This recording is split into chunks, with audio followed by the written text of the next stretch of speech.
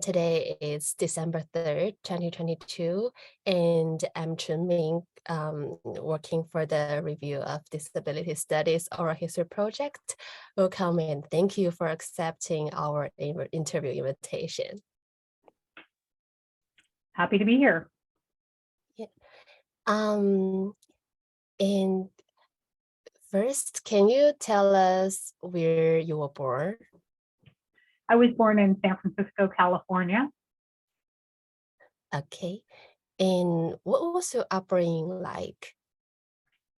Well, I grew up mostly in San Francisco, but also in Berkeley, California, a little bit of time in Washington State. I grew up primarily raised by my mother. Although we had lots of family and friends around. I grew up in the 1970s in San Francisco, which was a time of a lot of, well, there was just a lot of things going on. There was a lot of societal changes, a lot of sort of social movements going on. It was, you know, the whole hippie thing was happening in the city. It was actually a really nice time to grow up. There was a lot of different kinds of I grew up with a lot of different kinds of people in all walks of life. With my mom, who you know, we moved around a bit, but she was always a very steady presence in my life. And yeah, so I would guess I had for that time I had a pretty typical 70s San Francisco upbringing. I see. And as a child, what were things you like to do? Well, I loved doing all kinds of things. From the time I was young, my mother used to have me participate in all kinds of activities and lessons. So I did a lot of artwork and drama and music. I rode horses. I've always loved to read, so I used to read voraciously. I would read a lot. It was still a time when children went out and just played and explored.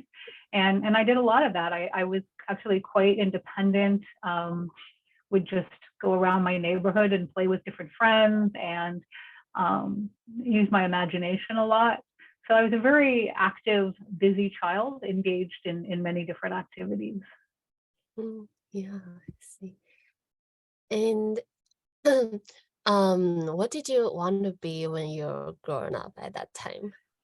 Well, of course, when I was really young, I wanted to be a movie star like everyone did. But I would say that as I got older, I was always interested in teaching. That was something that you know, I always liked being the one who knew everything. I was pretty smart, intellectually curious child, and so I was interested in teaching.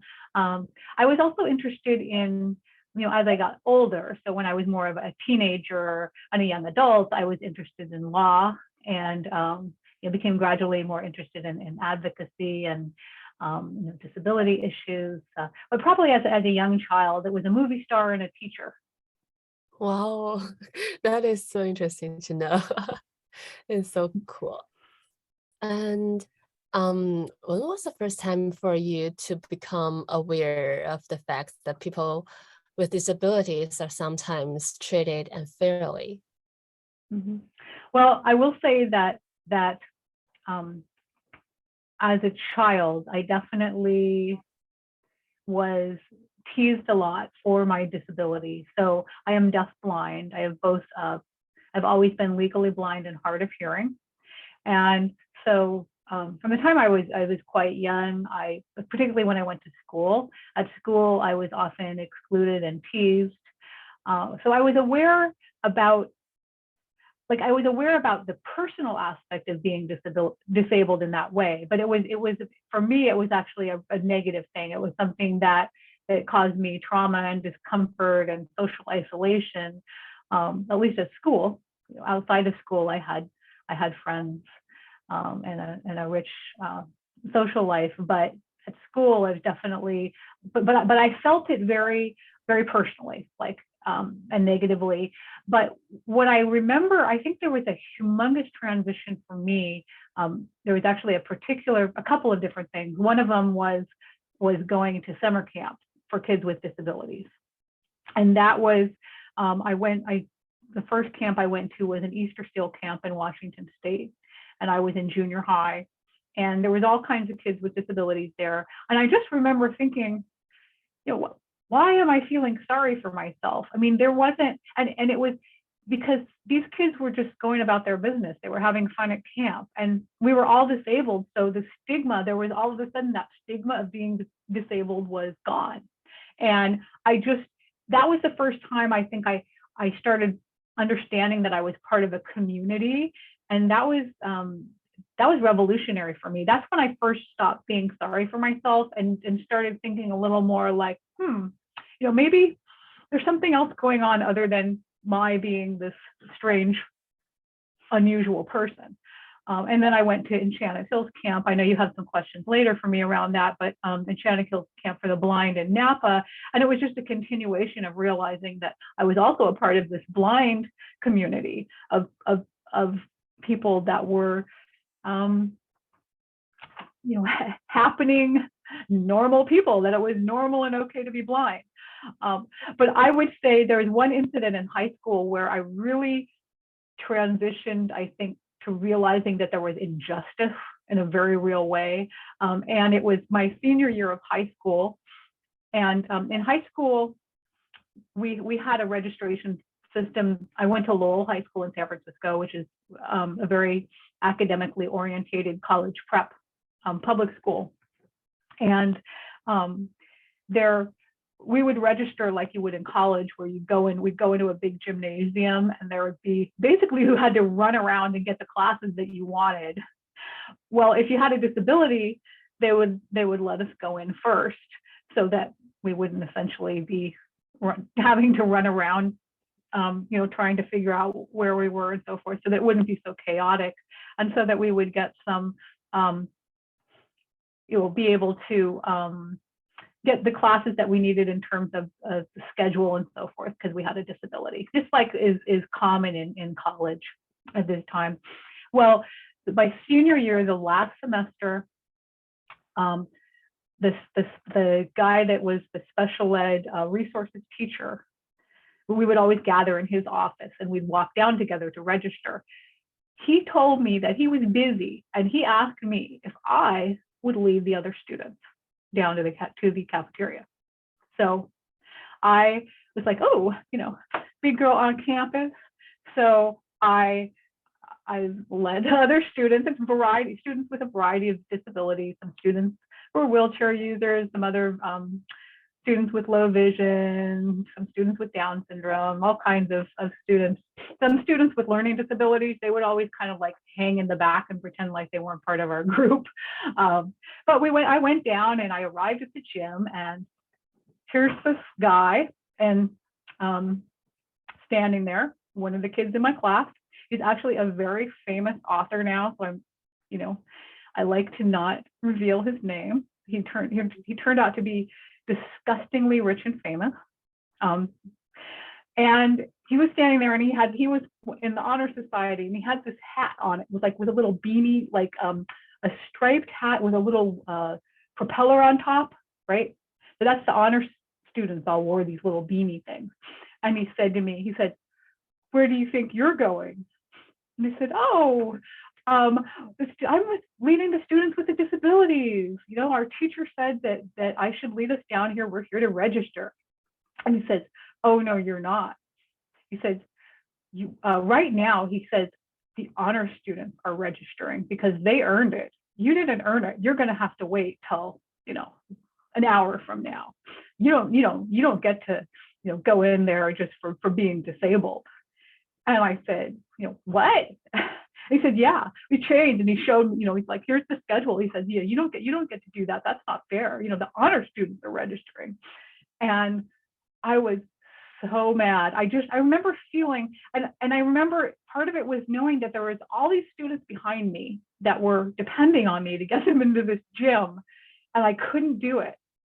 I just realized I couldn't get past this this arrogant schmuck to get in there. It turns out that actually he and his mother had complained to the board, to the school board, about the students with disabilities, all 15 of us or whatever in a school of 3,000, getting to register first, and that they had changed it.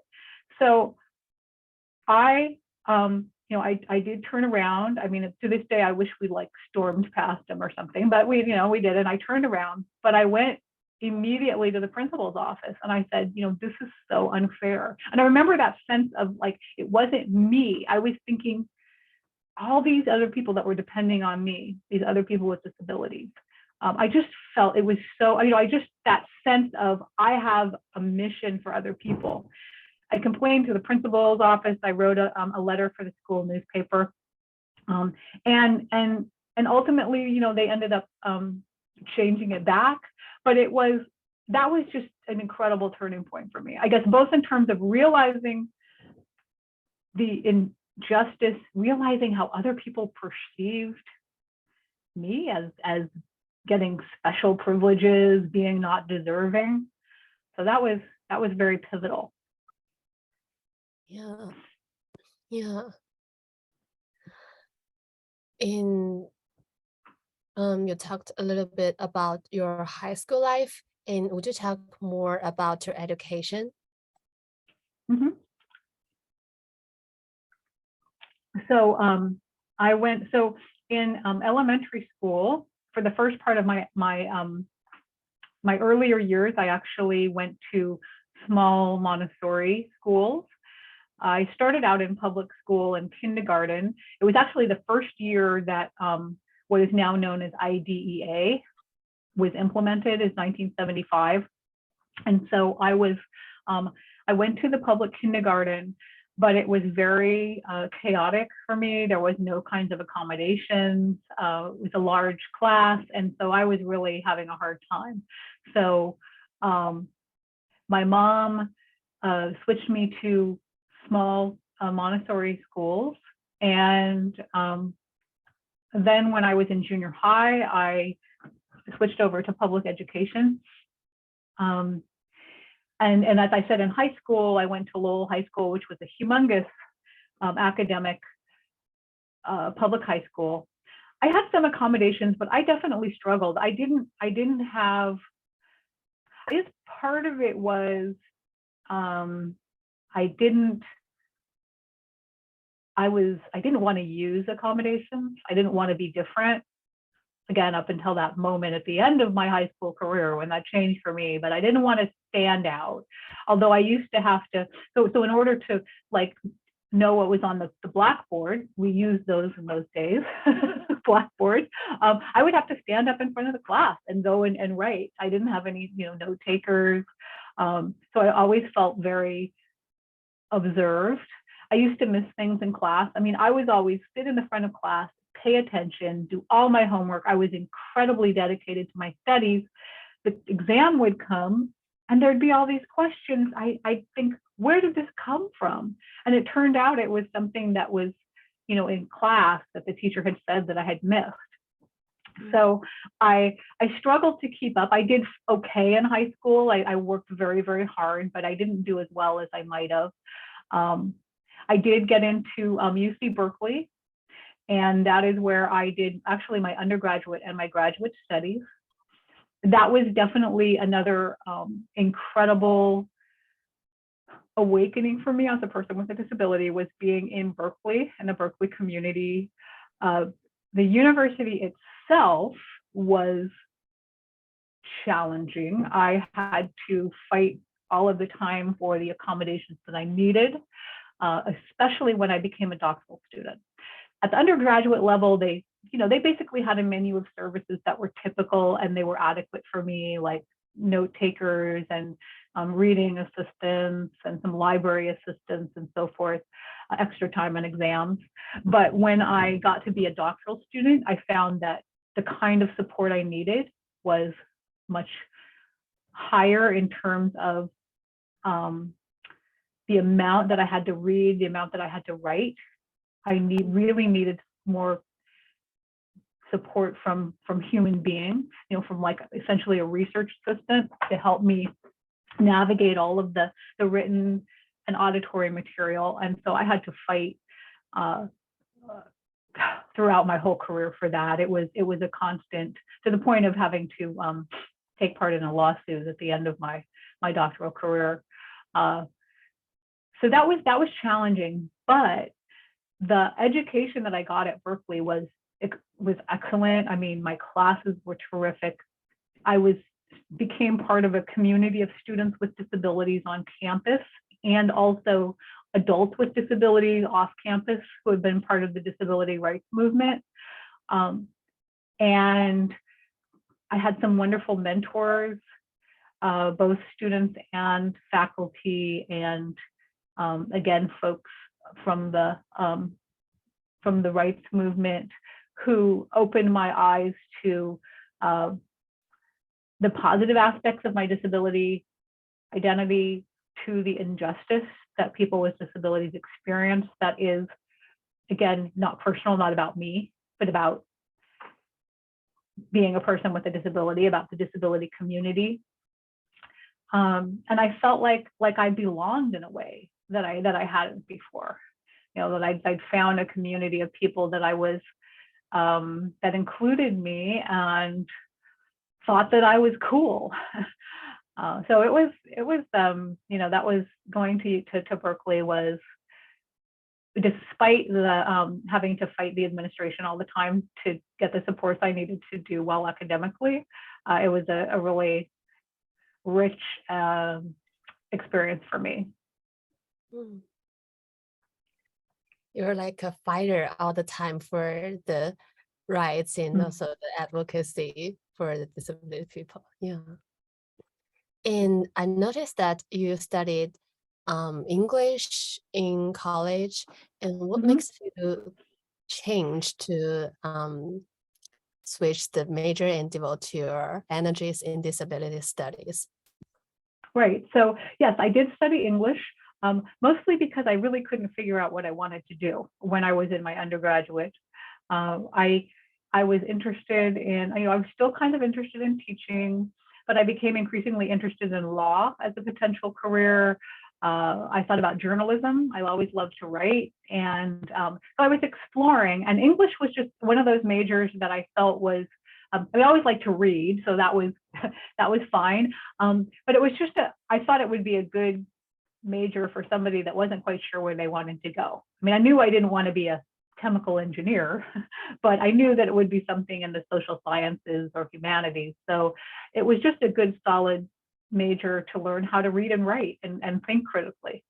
And I'm glad I did that. It gave me a good foundation for having options where I would go next. When I was thinking about what I would do next, I did know that I wanted to study more, whether it was journalism or law or education. I wasn't sure. But ultimately, I did decide that I would go the education route. Particularly, I still had that love of teaching, but I really wanted to be more on the administration side of education. I was interested in higher education, and I knew I wanted disability to be a component of what I studied, but at the time there was no disability studies program or even classes at Berkeley. They just like evolved when I was at the end of my career there. I decided to study special education to get my doctorate in special education at Berkeley, and I expected it to be more a continuation of that experience of disability, studying disability. It turned out that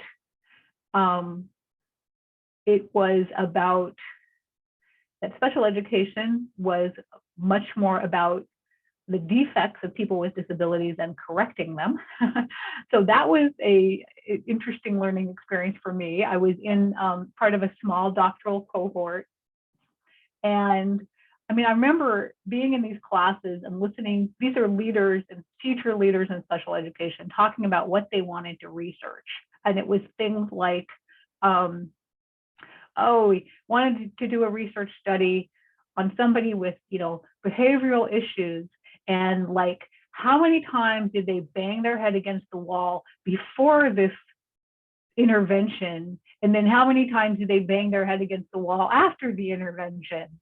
And I'm just thinking, man, if I had to deal with you, I'd be banging my head against the wall too. I mean, it was just so without like, have you ever thought about what's going on here? I mean, it was, and that's just one example. It wasn't all like that. I mean, I took some great classes. I had some, actually, the best classes in my doctoral studies were not related to special education.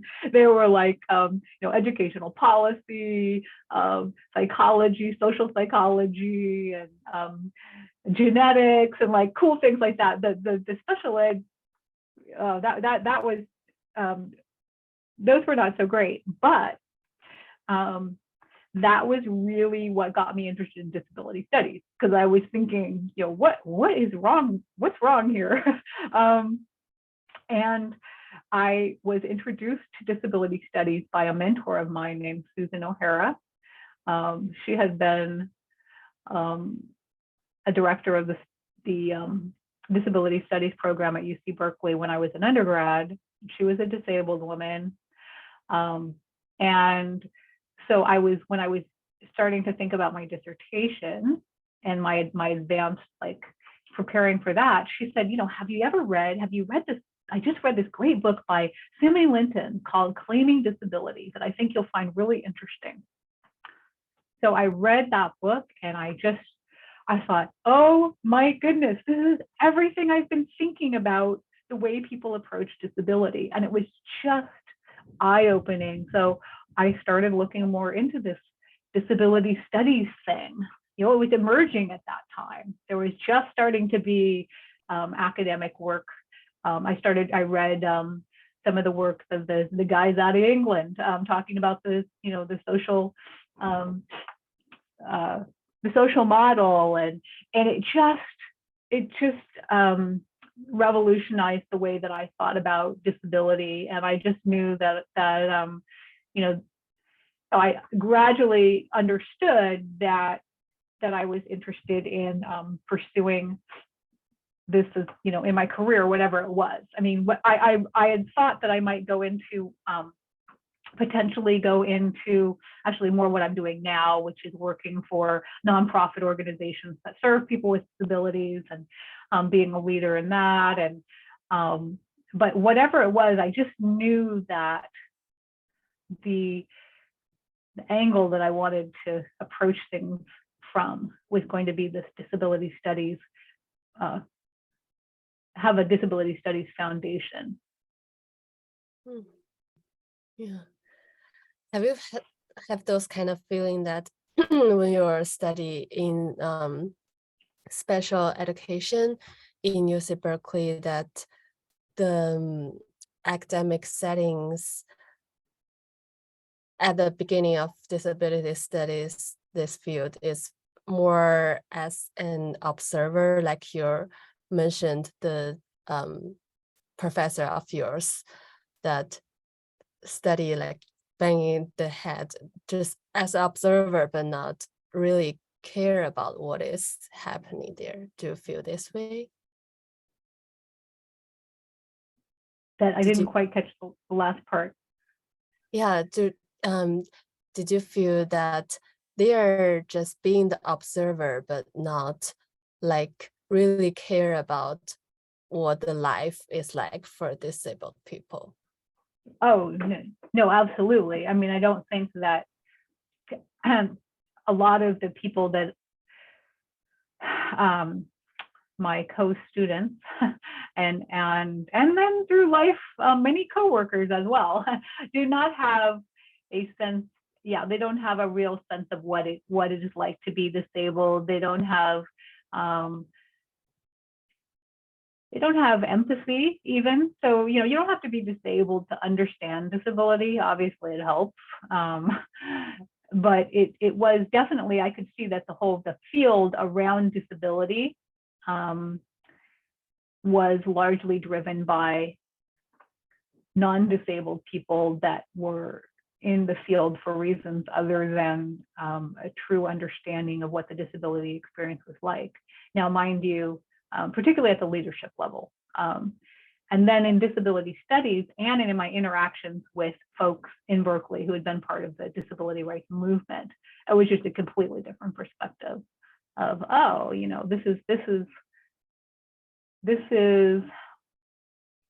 these are opinions and perspectives driven by actual lived experience. And that's very different from being, you know, looking at people through a magnifying glass of, well, we want to correct what's wrong with you.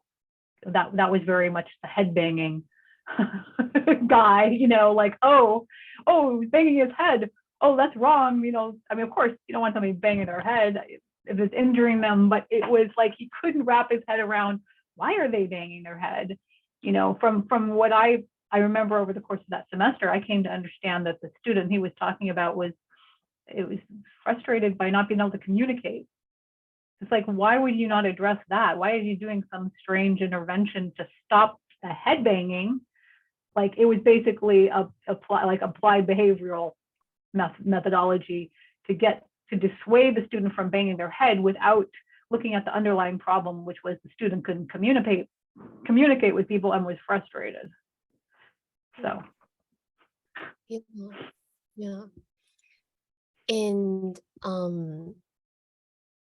how do work with disability studies impact your identity as a person with disabilities? I think we talk about like how your disability is kind of driven you to the field of disability. Mm-hmm. What is like on the opposite side? Oh, just feeling positive and feeling like I have an identity that is positive and is that I have a shared experience with other people that is very real and very, again, positive is the word that just keeps coming to mind. Whereas, you know, disabilities, I mean, it's sort of the classic, you know, disabilities. I felt before I came to an understanding of myself as part of a community, and before I came to an understanding of what disability studies can tell us is about how society perceives us and treats us and how that impacts our experience of disability, and that we don't have to buy into that. And so I just came to understand that even though disability absolutely has its frustrations, there are things that I cannot do that I want to do. But at the same time, that's just part of my experience as a human being. It doesn't the negative, I want to say that the downsides of disability don't define me. There's so many other things, so many other aspects to me as a person, and disability is part of that. And it has disability is just a part of my life, and sometimes it's the good part of my life, and sometimes it's the bad part of my life, but it's just part of being a human being.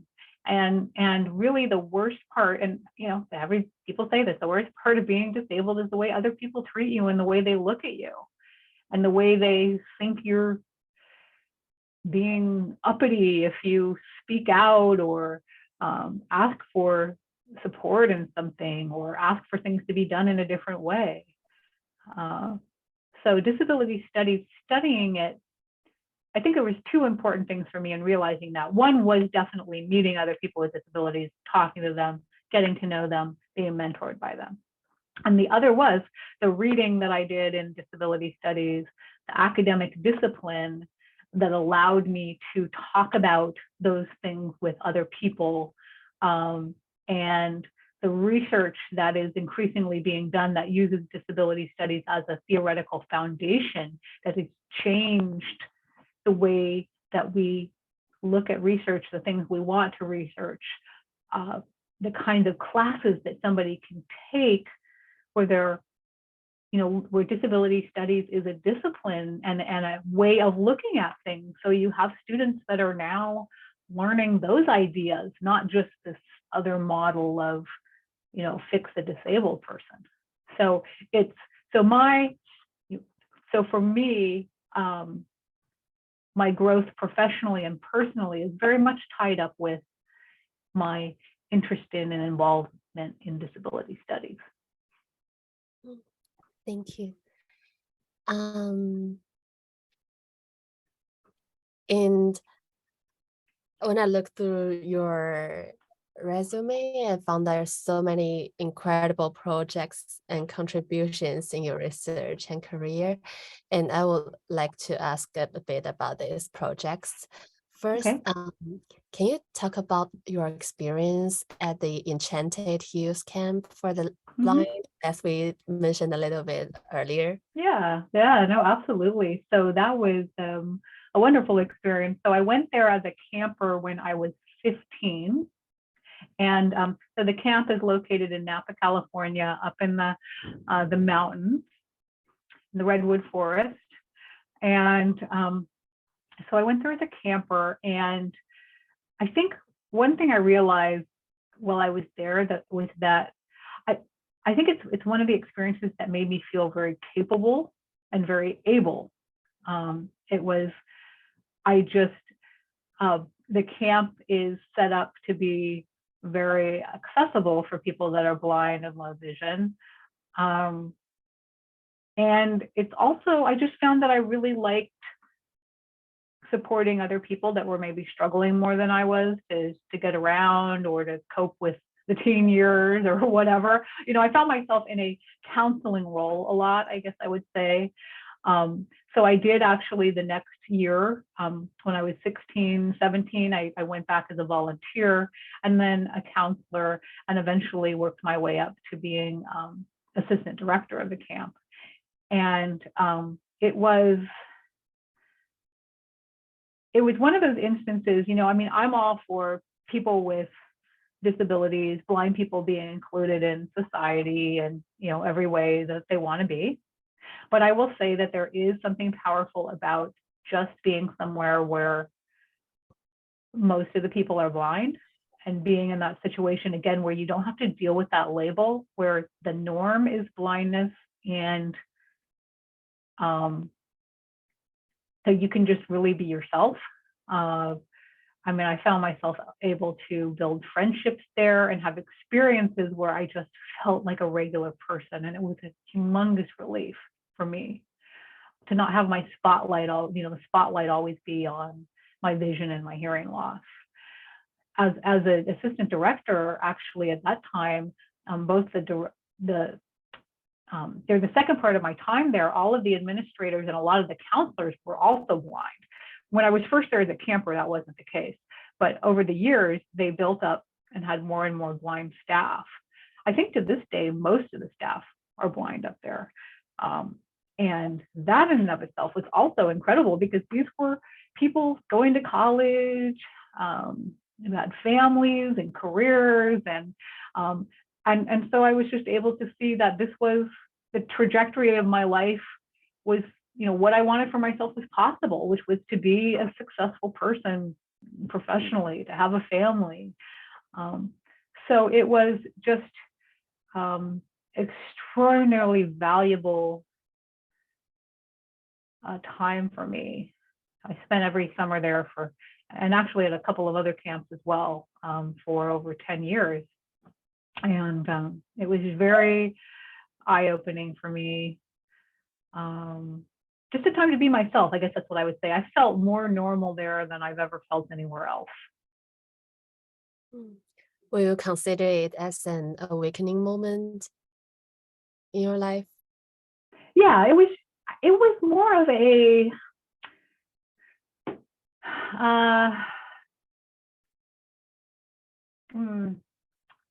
just coming to understand myself as a normal person.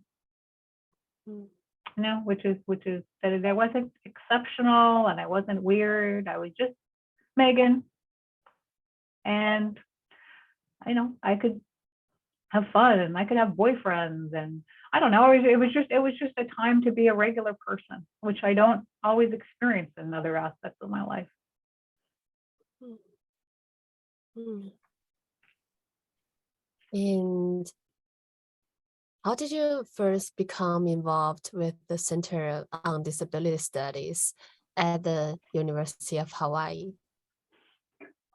So when I was getting towards the end of my doctoral program at Berkeley, I started thinking about what I wanted to do. And by that time, I did decide that I was interested in working in higher education. I have to wipe my cold is making my eyes run here. I did decide I was interested in higher education, so I started looking at faculty positions and applying for them. And in my my applications, my cover letters, I would always reveal the fact that I was deaf-blind, which in retrospect, I probably was not the wisest thing in terms of getting an interview. But I did, and talked about that experience, and I wasn't getting any bites.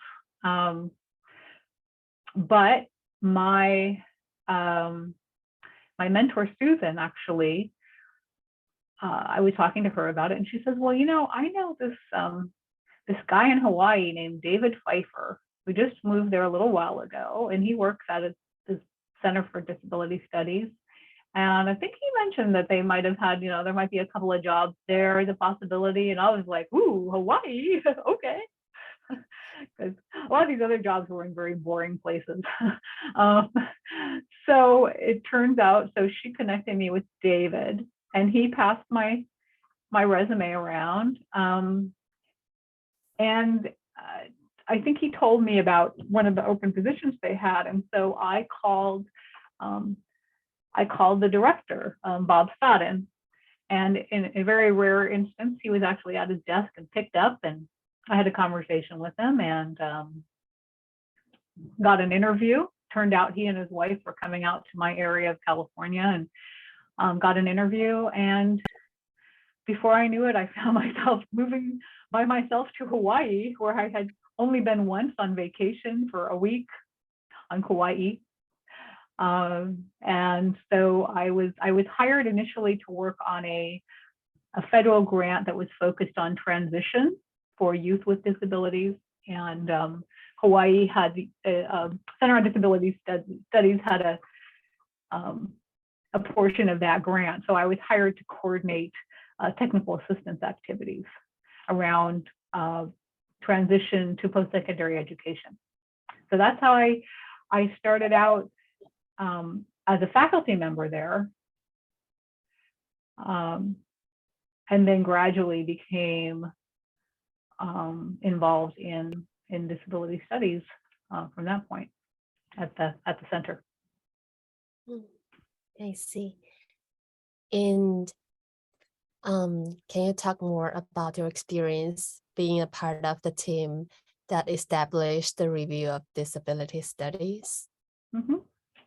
Yeah. So David Pfeiffer, that's the same guy that that my friend Susan introduced me to at that time, was working at the center, and so he had been the editor of the Disability Studies Quarterly for many years. So CDS published that, and I can't remember if it was the first or the second year that I was there. It might have even been.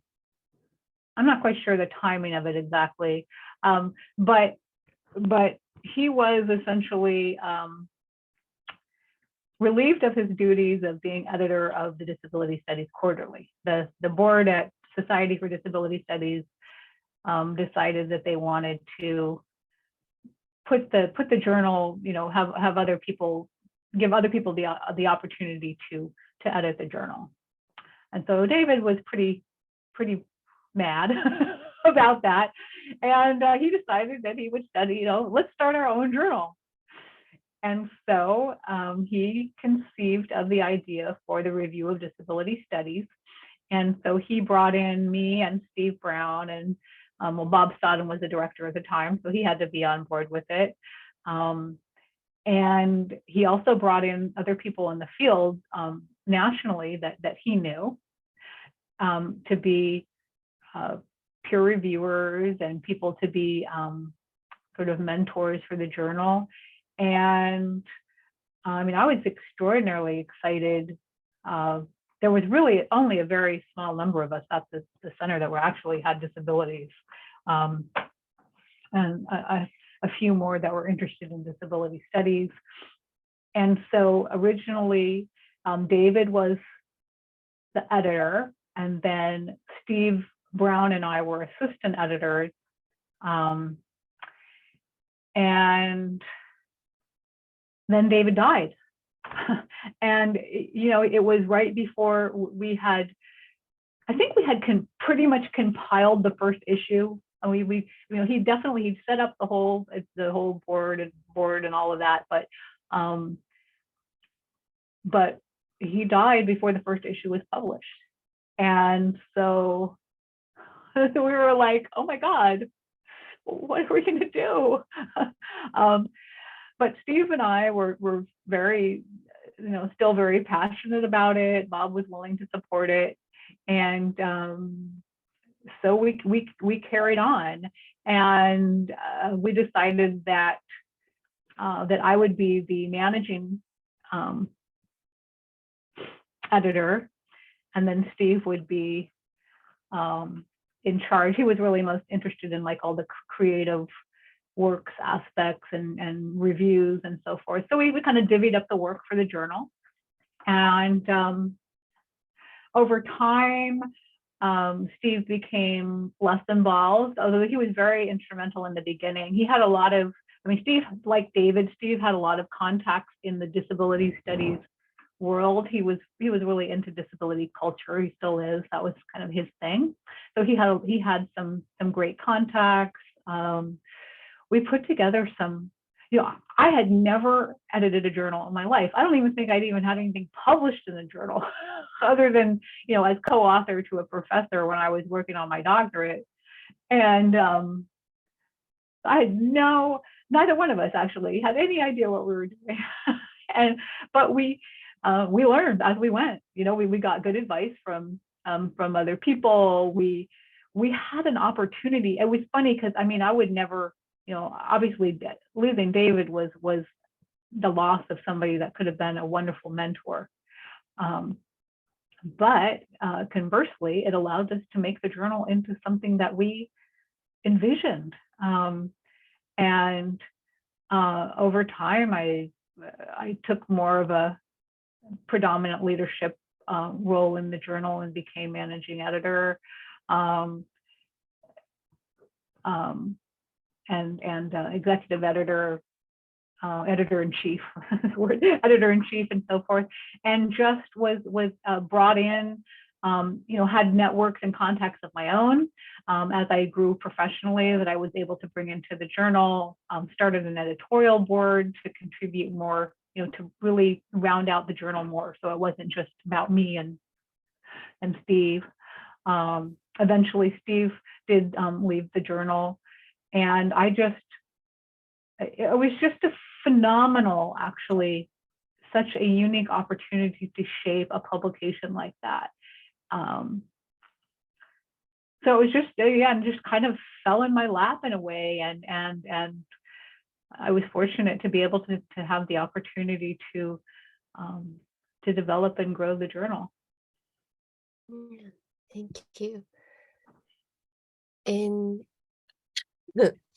what were some of your goals with the journal? Well, I think originally it was just to publish, to have, originally it was really just to have another voice in disability studies. I mean, we always felt like we didn't want to compete with Disability Studies Quarterly. At least I think David probably did when he started it.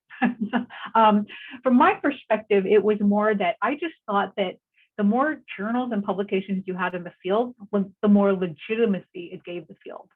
And it gave people an opportunity to have multiple venues to publish and to advance professionally in their career in disability studies. So that was really always the foundation of my desire. But we also did want it to be an international journal. because DSQ up to that point had been pretty like mostly authors are out of the US and Canada. It was a challenge having it be international because we never had the resources to publish other than in English. So that was always a little bit constraining.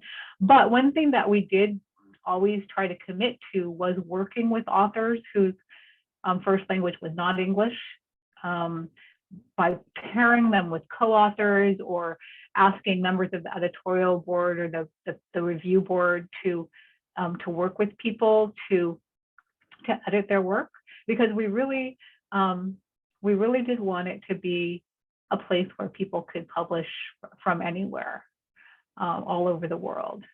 You know, we wanted to nurture disability studies internationally and give people a vehicle to express themselves and what they're interested in their research in our journal. What were other goals? I think that was, and also to be, you know, as the years went on, to be inclusive of different perspectives. I found that a lot of the publishing and disability studies did seem to be very academically orientated and sometimes not very, what I'll call, user friendly.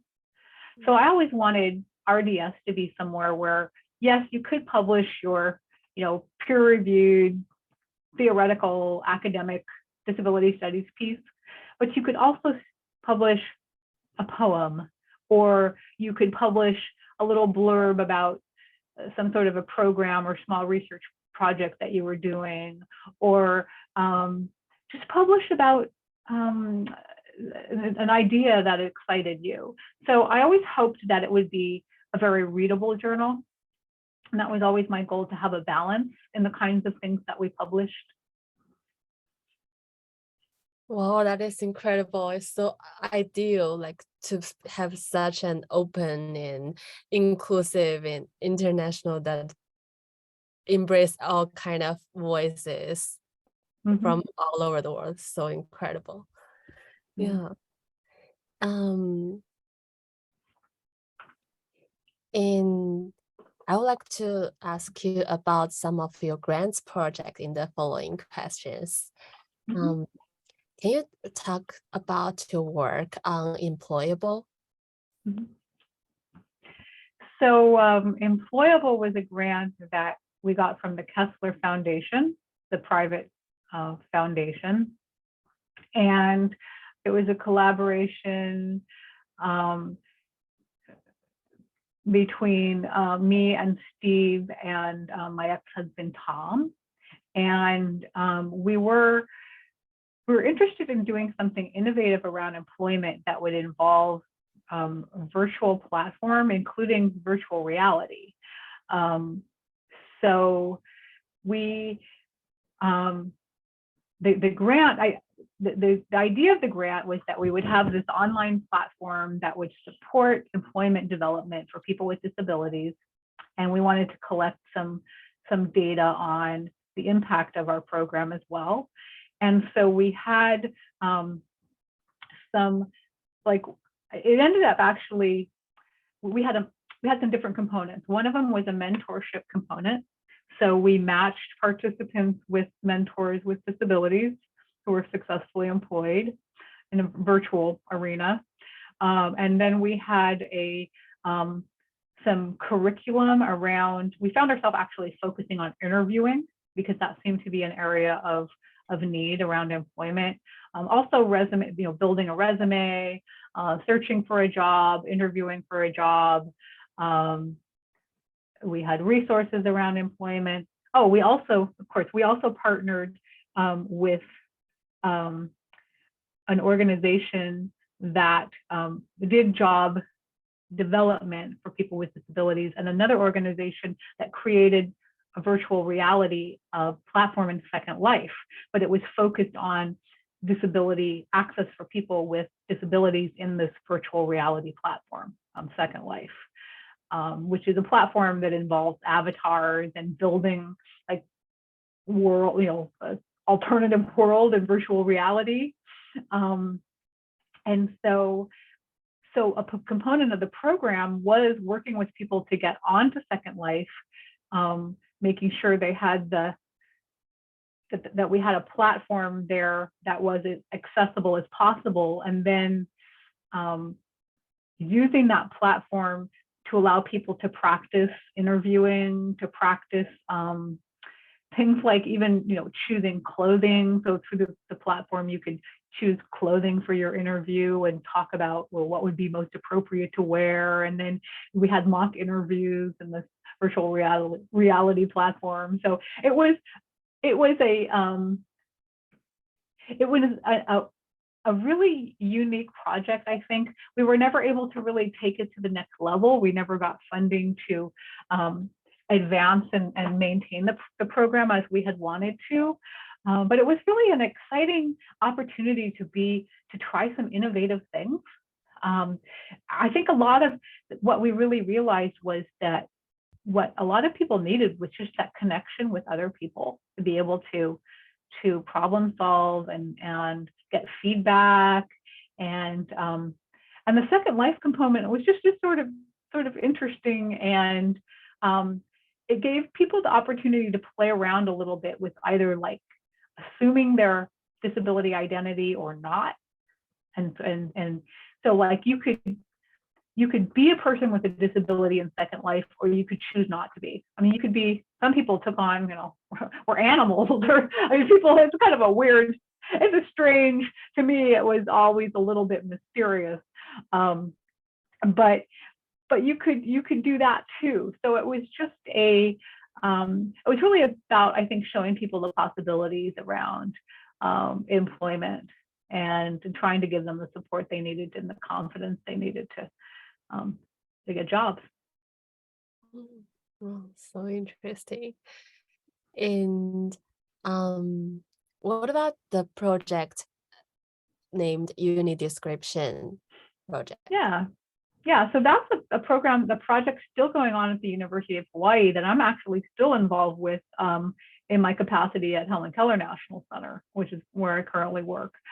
And so that was originally, there was a professor at UH, Brett Opegard, who's in the communications department, and he reached out to me and to my ex-husband Tom, because he was looking for people with disability studies experience to be a part of a grant that he had gotten from the National Park Service to develop audio described versions of their brochures, but also to do research on best practices in audio description. And so we became involved in the project, starting with just basic developing a platform that allowed National Park Service personnel to create their own audio description of their brochures. And they have these very complex brochures that have maps and all kinds of pictures and images. And increasingly, they don't rely on words so much as images to convey what's in their parks, what's available, where things are located, and so forth. So we started out by just doing basic research about what, how do you, so audio description is the description of the visual, essentially, and intended basically for people who are blind or low vision, but it has other applications too. And so we started out by just doing research with park personnel, people making the brochures, and with blind people, just to find out like what do you want described? How do you want things described? I did some really fun research on maps, like can you audio describe maps? How do you do that if you're in a situation where you need to describe a map? How do you do that? And so the project has continued to build funding and look at different areas of audio description. So we're still running what we call descriptathons for the National Park Service, where we get groups of parks together and we work with them to describe their brochures, but also, wayside exhibits and things like that. In my role now, I'm involved in research at Helen Keller National Center, which serves deaf-blind people. So we collaborated with the UniDescription project to do research on describing people in portraits. Hang on a minute, got my people in portraits this last year. So I conducted some focus groups of blind and deaf-blind people to ask them about, what do they want from descriptions of portraits and people. And we left that very broad. So it could be literally a portrait of somebody hanging in a museum, or it could be a live theater production. It could be, when you walk into a party, having somebody describe to you the people around you and so forth. But we were particularly interested in race, gender, disability, and age. And do people want those things described? How do they want them described? We're kind of delving into this issue of identity and describing things like, how do you describe what you see when you come to nuances like identity, and particularly when you're not sure, like, what is someone's race, what is their gender, how, and so we had some really fascinating discussions with people. We're analyzing the data right now. But it was interesting. I did one thing I was interested in from Helen Keller's perspective was, do deaf-blind people have a different perspective at all from blind people about their needs and desires in terms of describing visual things? Yeah. Do you need to take a short break or okay? Okay. Yeah, let's do that. Okay.